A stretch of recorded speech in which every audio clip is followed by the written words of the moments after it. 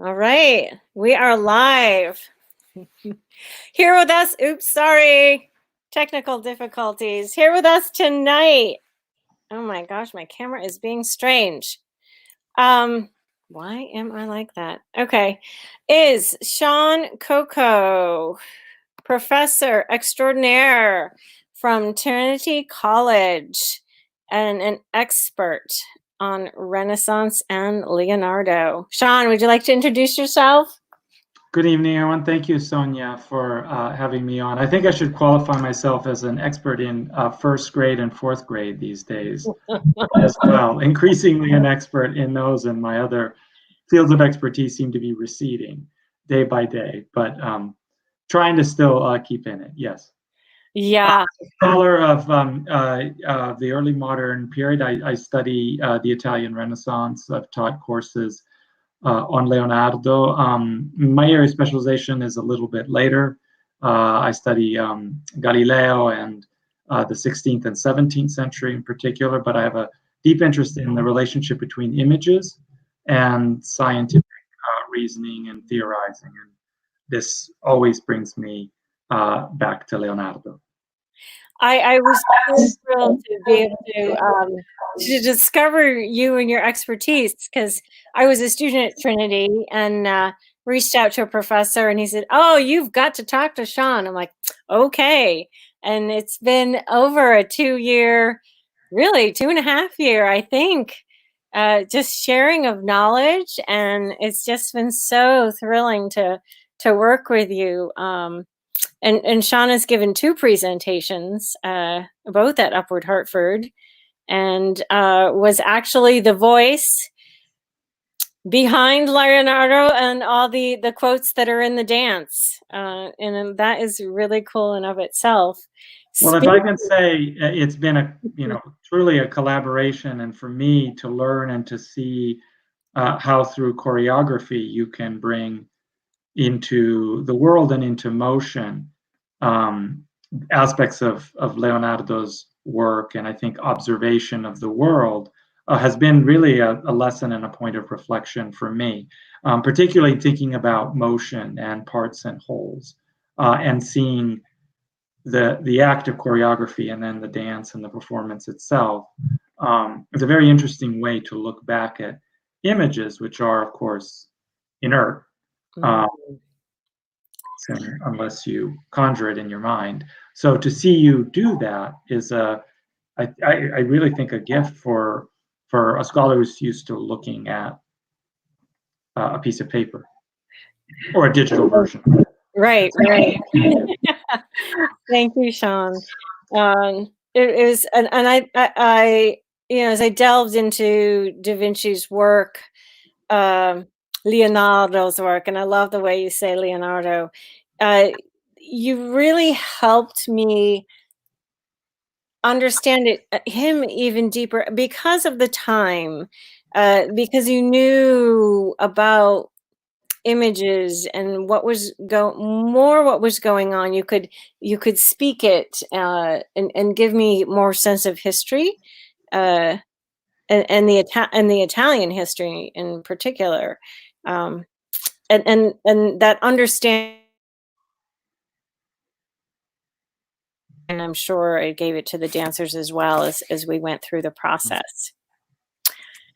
Would you like to share one of your quotes? I love hearing your voice. So, well, just a quick reflection is that in a moment, I just wanted to kind of riff on something that you had just said. I think one of the things that has been fun about our conversations, and again, to see how you bring his work into the world, is that I've always had the sense that there's always a legacy to the work of someone like Leonardo, and Leonardo's legacy is actually quite interesting because in many ways it's lost for a while and then recovered in the 19th century and absorbed in places like England and elsewhere. And so there's this kind of gap. But in American culture, there's been a tendency, I think, to see Leonardo, maybe globally anymore, this is the case, as a person outside of his time.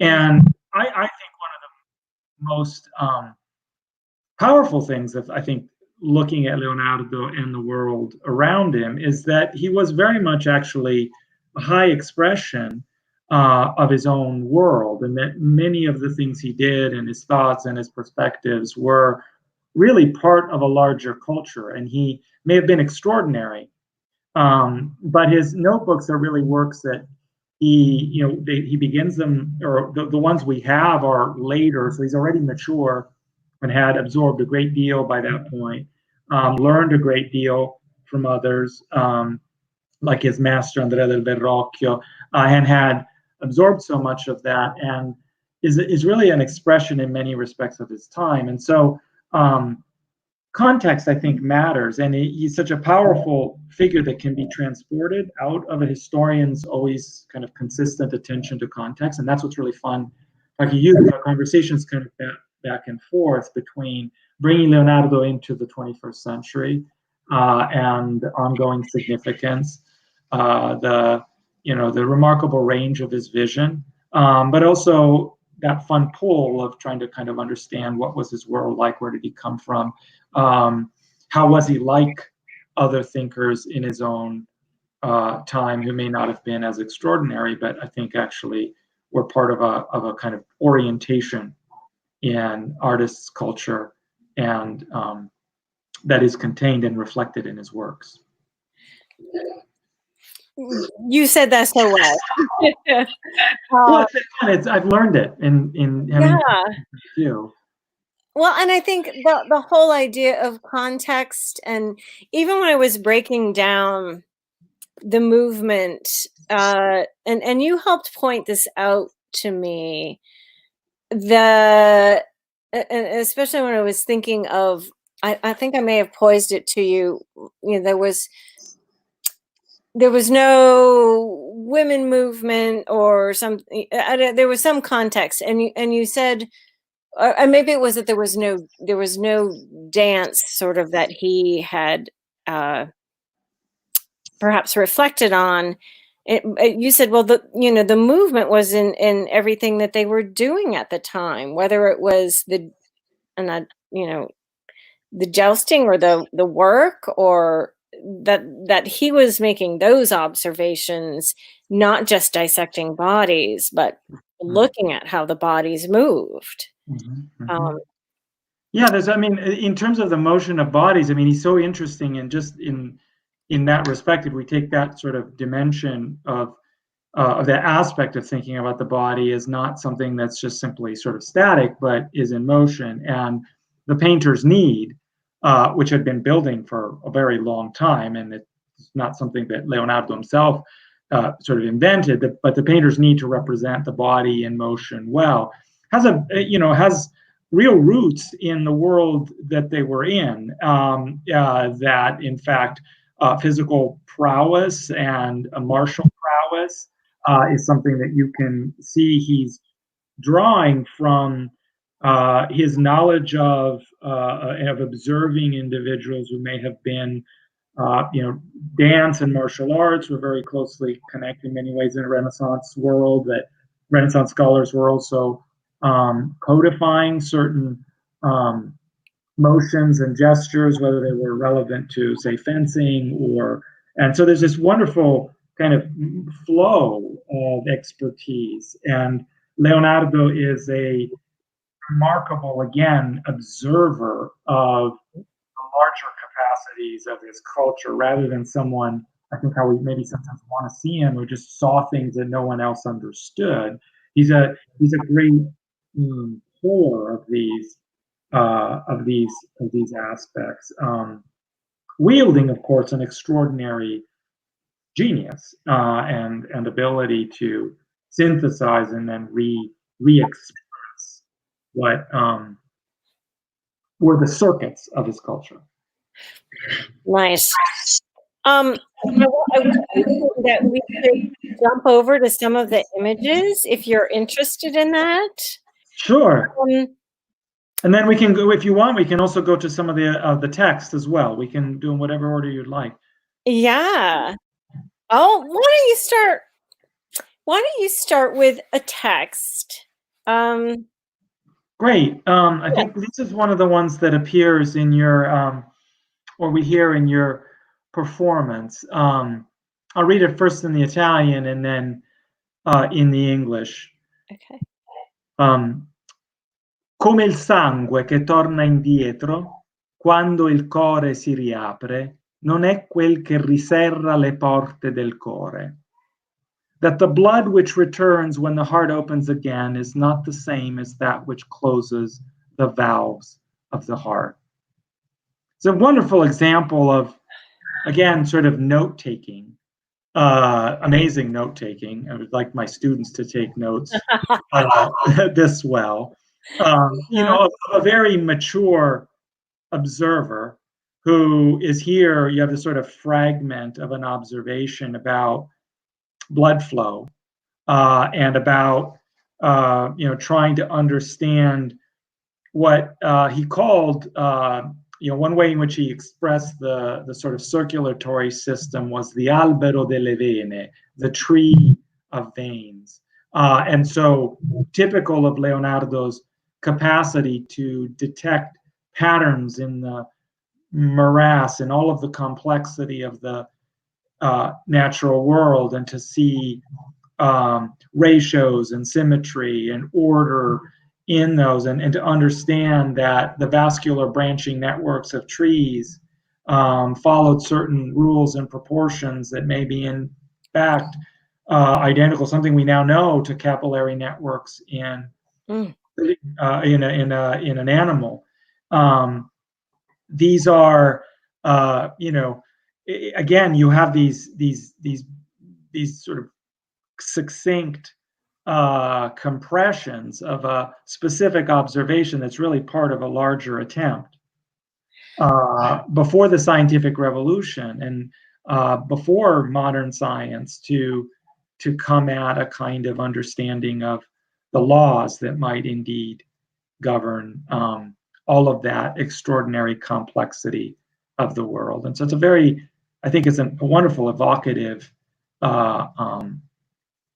example of how he's attentive to, and by the way, not just the structure, but also the blood itself and the flows. And here is someone who loved trying to understand rivers and floods, and is looking again for you know, ways to understand really complex problems in physics like turbulence. And it's an extraordinary you know, example of that ability of his.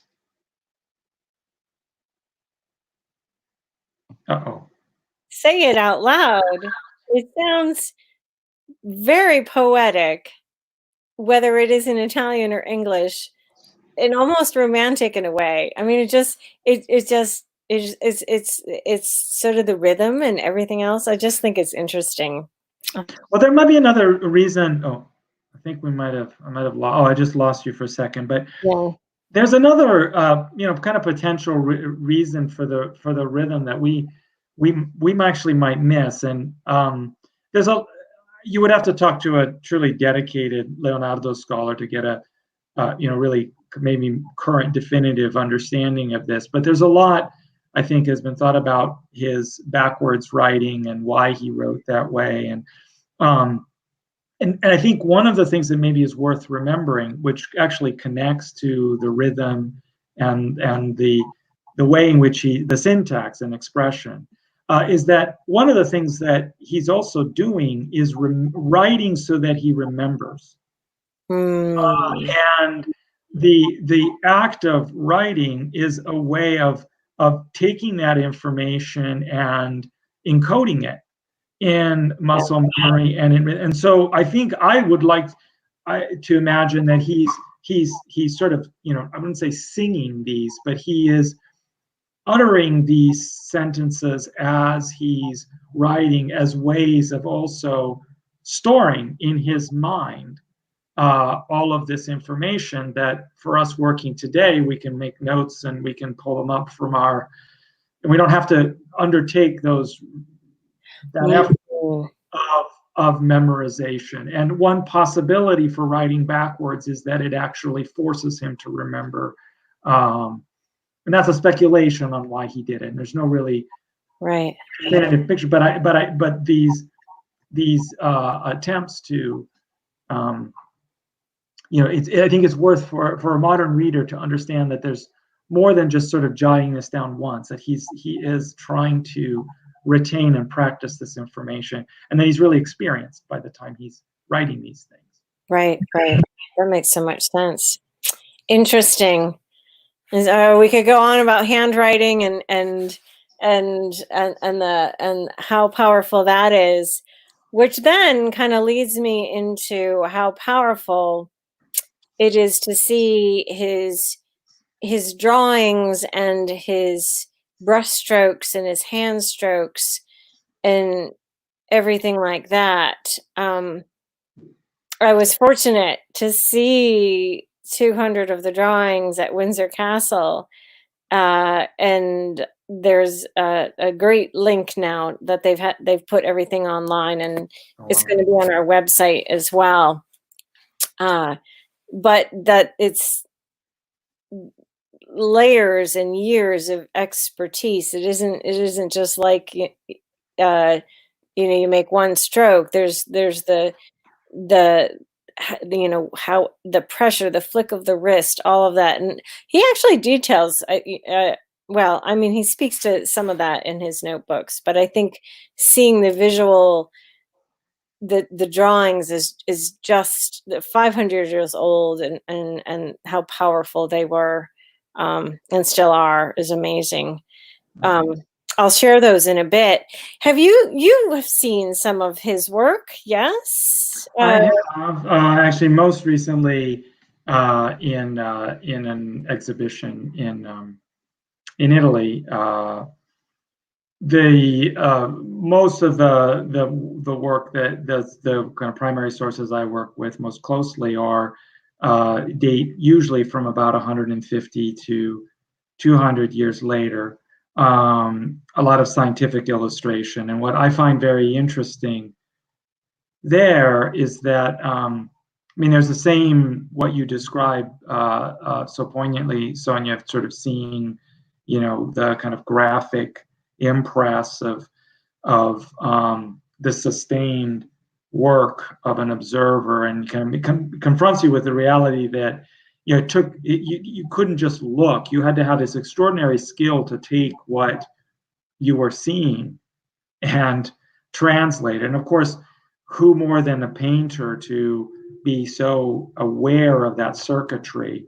And what's interesting about Leonardo's extraordinary drawings in some respect is that, because they're kind of lost to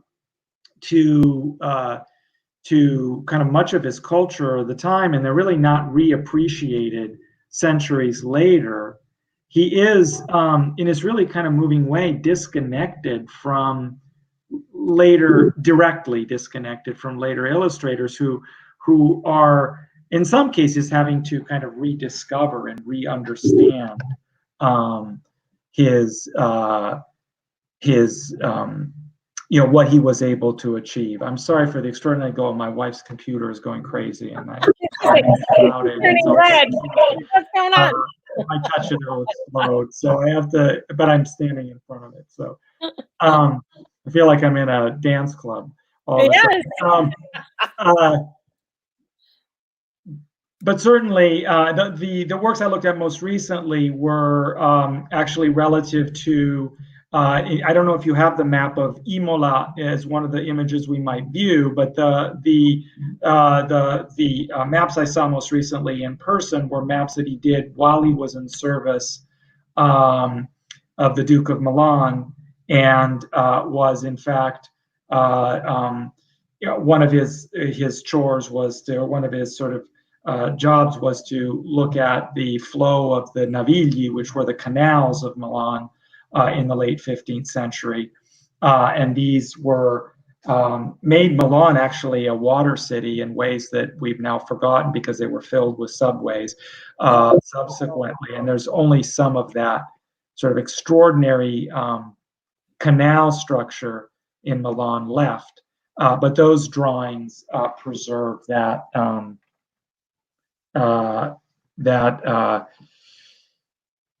that view of his mapping and of his ability to also look at things at a distance, and like he is trying to understand the structure of a branching tree, also trying to understand the proportions and dimensions of a larger structure like a city.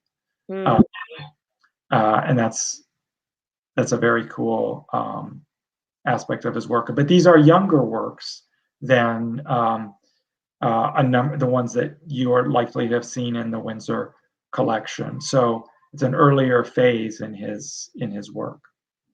Interesting. I mean that he has such a long history. I'm going to pull up.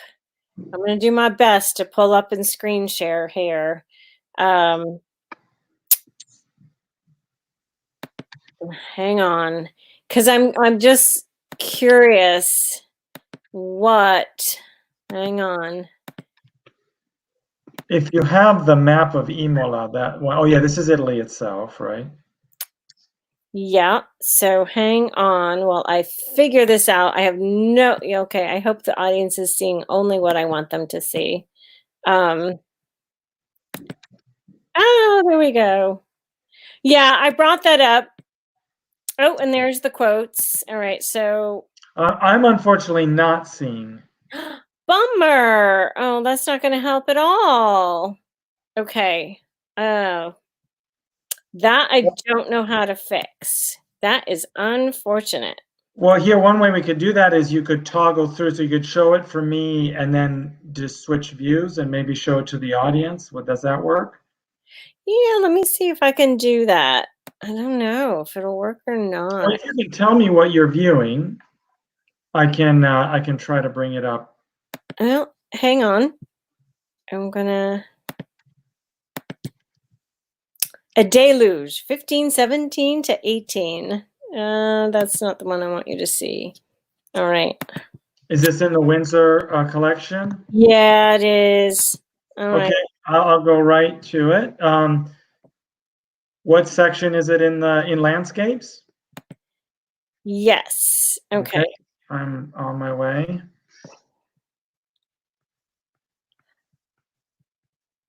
I'm glad we're just kind of figuring this the valley.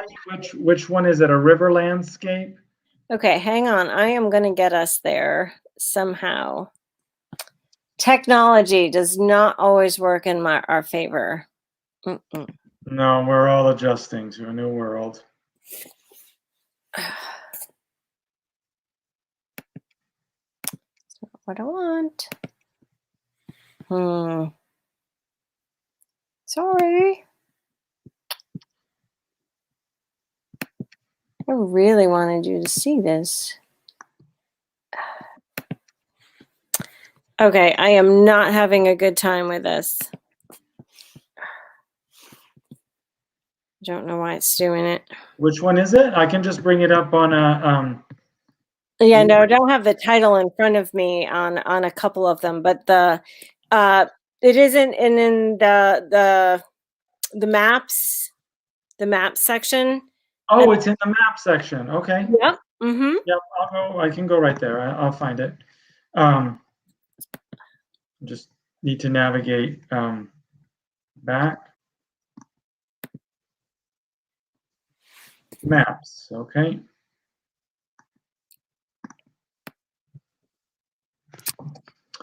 All this tells me is I prefer in person. Okay, so the map selection I have the map of the town of Imola. I have the redirection of the Arno River, the flow of the map of the Val di Chiana. Is that the one where you're looking? Yeah, I can't even get what I want up. Hang on one sec. I just took the pretty pictures. I made the mistake of not having the title really in front of me, so that is my boo-boo and bad. I thought I had the numbers on them, but now that they're in front of you, and I'm not going to be sharing it with the audience anyways, What do you see? What do you think? I actually don't see them at this moment, so you may be sharing them with the audience, but I don't see it. No, I'm not sharing it with the audience. I gave up. Oh, okay. I'm giving up on that. Okay. This is not making me happy. Let's see. Can I see them here? Or maybe. No, I'm curious what you see when you bring up the whole. Did you bring up the link? Oh, for the, okay, which one am I looking at? The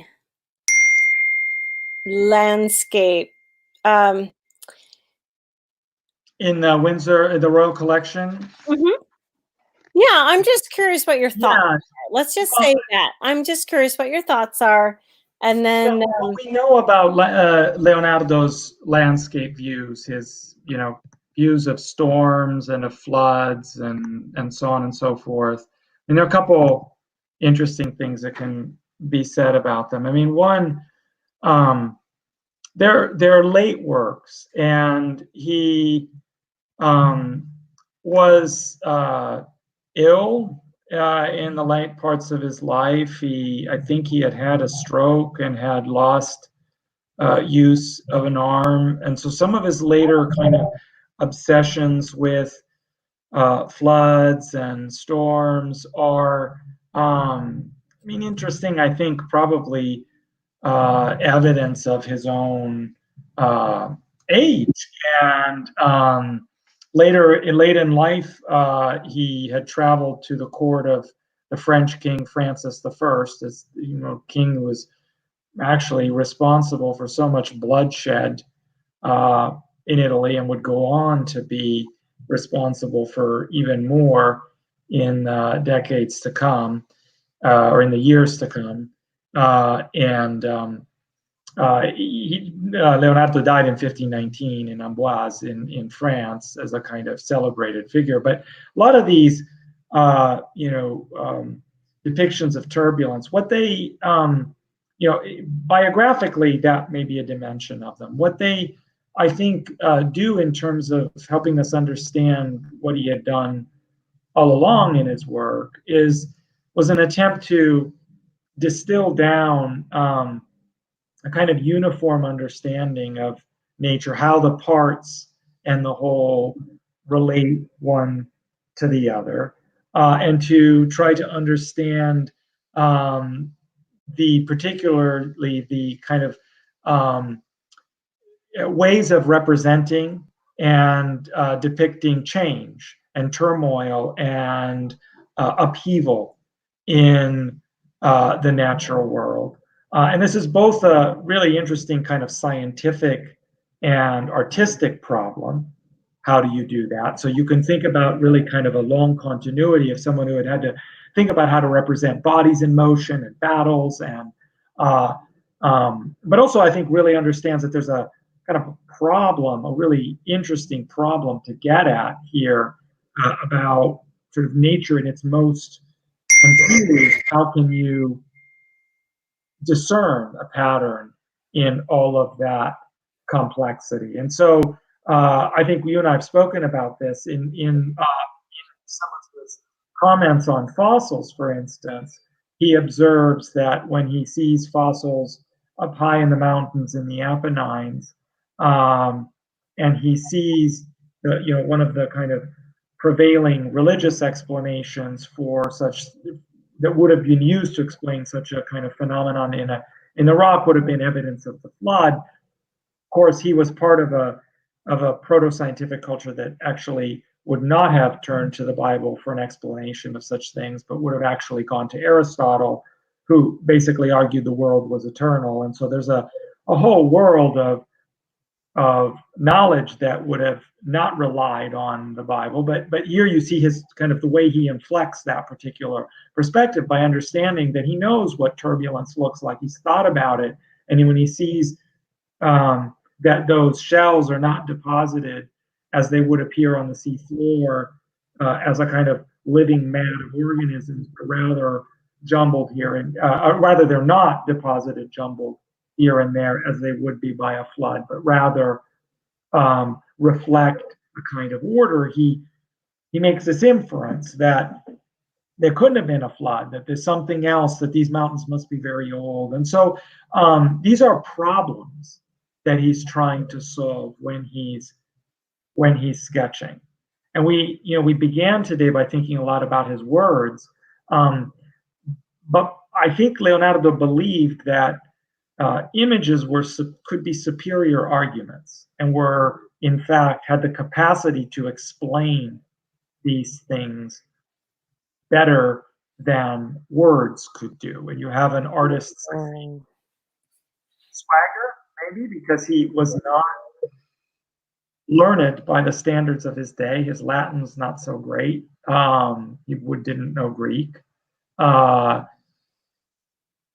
There were better mathematicians for sure. And so he's, not in the upper echelon of the skilled knowledge makers in terms of theoretical knowledge. But what he has is a wealth of practical knowledge and an artist's ability to make arguments in pictures. And that's where his huge intuition is working. And one thing, we can't bring up images, but might be worth sort of those listening to think about, is if you see images, maybe some of his maps of cities.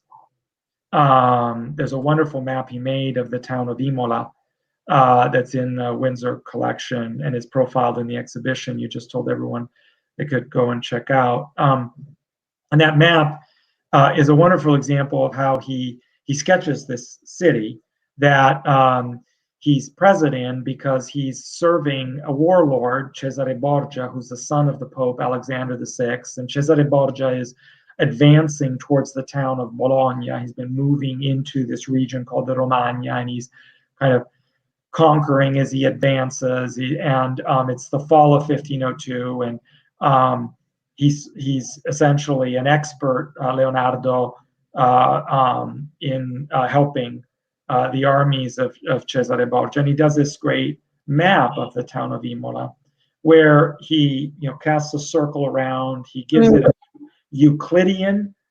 This is part of his toolkit, the geometry of Euclid. Triangles and circles and squares, and he gives, he establishes the town in Euclidean proportions. He divides up the circle. But what you can see is that he's also playing with, I think, an intuition that there's another geometry, what we now call fractals, and fractal geometry, where that he doesn't have the math, or this is centuries ahead of it, but he seems to be intuiting it. And a good example of that, cities have fractal features to their geometry. That is to say, how they grow, and that there are self-similar patterns across different scales of cities. And so it's kind of, maybe a simple way to put it is that the natural world is crinkly and not smooth lines like Euclidean geometry. And he intuited that deeply. There's a section in his notebooks on painting for botanists, or botany for painters. And in that section, he talks about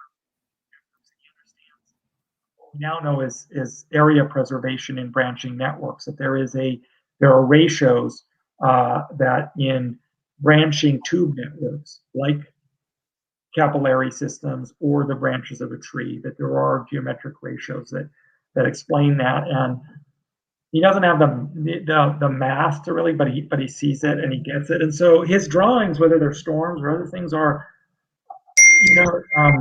he's grappling with problems. And the ages of these drawings are different. When he's Imola, he's a younger man. He's on the edge of 50. I mean, not that young, but certainly that's young. Yeah, right. I will take it. And sort of the storminess of later works has sometimes been attributed, to his aging. But again, this. That's a lot of fascinating, and it's it makes so much sense. So I have to share. I don't watch TV or stuff that much, and now it's even just Netflix and whatever. So I do have a subscription to Netflix. I generally watch movies, but I've been browsing through the shows, just all right, what's trending, and so there's this new one, the Medicis, and I'm like, okay, well, so I had to watch a couple episodes because I'm like, well, I'm sure something will be interesting to at least understand part of this or see what maybe they're getting or not really getting, but it's beautiful to look at. And because I know, I mean, the Medicis will certainly. I don't know, I'm not going to even speak. You can speak. I know that, Florence, Medicis, they carried a ton of money and a ton of weight. And Leonardo had a complicated relationship with them because, he's born in 1452.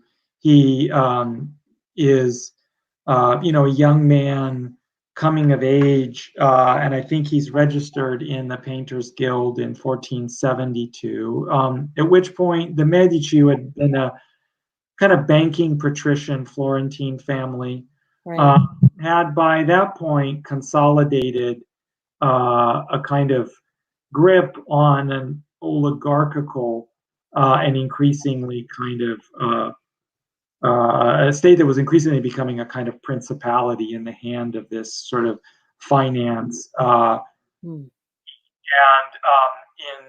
when Leonardo becomes a kind of a painter that I guess you could say is a working painter, the Medici were well established, and Lorenzo de' Medici, who had inherited what had become an almost sort of princely succession from his predecessor, established a kind of principality in what had really been for centuries a republic, not in the ways that we might imagine a democratic society, but a really kind of closed world of citizen elites, but that circles that sort of constantly compressed. And so Leonardo's own biography suggests that he wasn't ever really all of that comfortable with the Medici, and so we see him popping up elsewhere, serving Milan, which is a kind of traditional enemy of Florence, and then spends a significant period back in once the Italian wars had begun and really heated up. The Italian wars begin in 1494, 95, and by 1503, Leonardo is back. He's been kind of going back and forth, but he's back and he serves a Florentine state that is actually an anti-Medici. There's a momentary kind of hiccup, Medici grip on power, and he works for that republic that attempts to restore. And in fact, he works. We don't really have any good documentation, but it's the same world that Niccolò Machiavelli worked in, and Machiavelli would have had certainly known Leonardo and had some interaction with them. I think there's evidence that he helped. He was in charge of paying Leonardo for some of his works. And Machiavelli was a functionary of this state as well. And when everything gets flipped upside down all over again in 1512, Leonardo is on his way, and he spent some time in Rome. But his relationship to the Medici was I don't think ever one where he felt particularly comfortable with that. Exactly because the Medici also patronized and supported cultural elites, very, very, again, humanists and artists that were kind of in their inner circle. And my sense is that Leonardo was never all that with the Medici. Interesting. It's all. I feel like I've just had a full course, and I don't really want to take a test, so please don't test me. But it's just history is it's important for so many reasons and perspective, and even what we're going through now. Yes. And especially because I was talking with someone who it was only, and I can't remember if it was this morning or yesterday, and like we've been in lockdown. Well, we haven't been in lockdown, but this space and time for really 6 to 8 weeks, and it seems like 2 years almost in a way. And if you think about that in terms of what was happening in Italy and the plague that happened there and the time, and it's I don't know, it's something to grasp onto, I guess, in a way.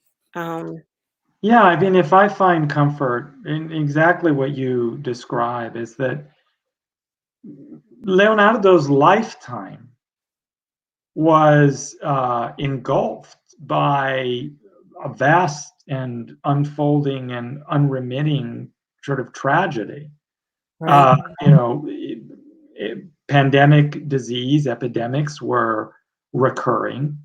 1494, 95, a new one was added to the mix, syphilis.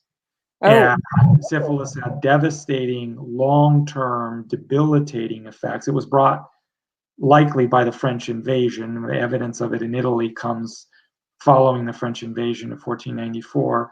And syphilis is a disease where the infection deepens and worsens over time, and so creates a lot of sort of chronic, devastating illness, warfare, political instability, and upheaval. And not in the order of weeks, of months, but years and lifetimes, generations. And so I think that one thing that gives I draw comfort from in sort of reflecting and talking about and meditating on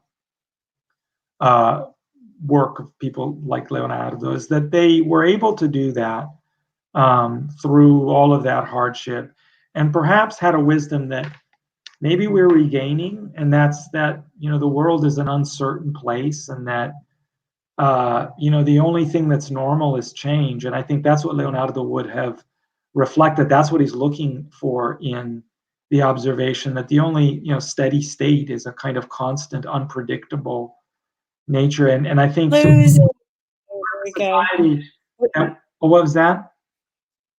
No, it went dark for like 10 seconds. So whatever you said, I want you to say it again, but reflecting. Well, reflecting on that, if there was a wisdom I see in Leonardo's work, maybe a wisdom that I was, hope that we can regain, it's that uncertainty is the only normal, really deeply, and that you can thrive and be resilient in that world. And that's the problem he's trying to solve in his drawings. That's what he's looking for, is what's the pattern under all of this kind of change? What makes him a visual equivalent of Machiavelli. And I'm always in the camp of trying to get people to think more kindly and differently about Machiavelli, because Machiavelli is also a victim of those same worlds. And we now see Machiavelli as an advocate of power for power, all these kinds of distortions of someone who was really grappling with the same sort of unremitting, unfolding, continuous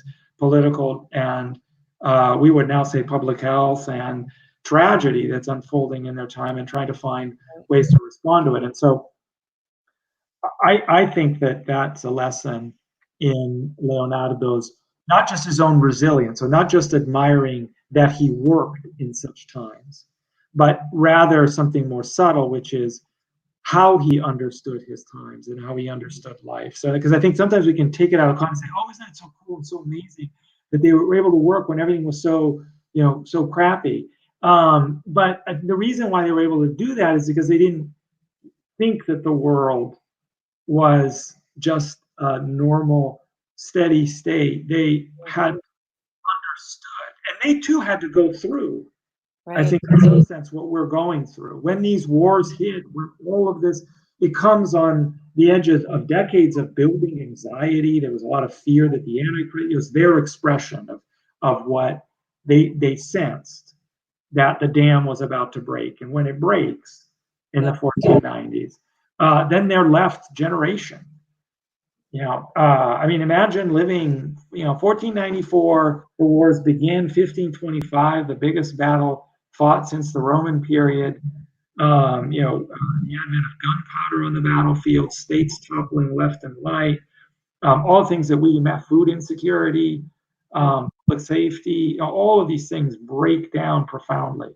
And yet, right, they were able to create and to thrive and not live lives of abject misery, but rather chase after beauty. That's, I think, you can draw on when you look in his work is say, not like just how cool that he worked, but like what did he see that maybe we can learn from. I think that's so profound. I mean, I think I think coming as an artist myself, I feel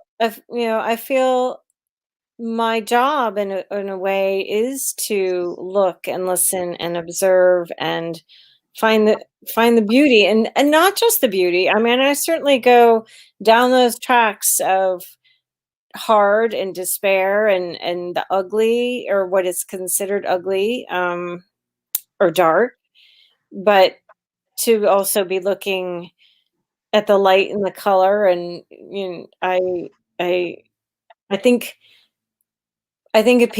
humanity and needs that reminding kind of over and over again, which is that's what art does, Sonia, and that's, I think, the gift that you bring is, which I think ultimately is more profound than any wonkish explanation of what someone 400 years ago did. It is to bring creativity always back into the world again and again and again. Those are, I think, the meaningful bridges to the past that connect us, to you as an artist more profoundly to someone, it seems to me, working centuries before you, is that same act. Yes, yeah, that's a great image for bridges. And I think, I want to share also what I admire a lot about, as I've learned about Leonardo, and that it's true with a lot of the people that, and I'm just going to call them people of the time, is the sharing of information. Well, if I'm not an expert, I'm going to go to someone who knows more, just so I can expand my knowledge, and then also share, and that together, greater things can happen. Which is why I love coming to you. And I mean, likewise, I think we, in a small way, do reflect and echo that kind of transference of expertise and knowledge across domains. We it's the kind of thing maybe we could do even more than we do. Yeah. There you go. I think that's a good note to end on. I do. Put in your time. I put in my time. There we go. And we know we're going to do more. So I'm gonna sign off, and hang on there, Shawn. Yes, I will. Okay. So we'll have one next week as well. And I'm thinking of tackling the subject of lust, but we'll see. So, lust and love. He had a lot to say about that. Oh, he did. Yeah. So yes, I'm going to end the broadcast here. Thank you for joining Shawn and I. Thank Thank you, you, Shawn, Sonia. so much. And take care, everyone. All right.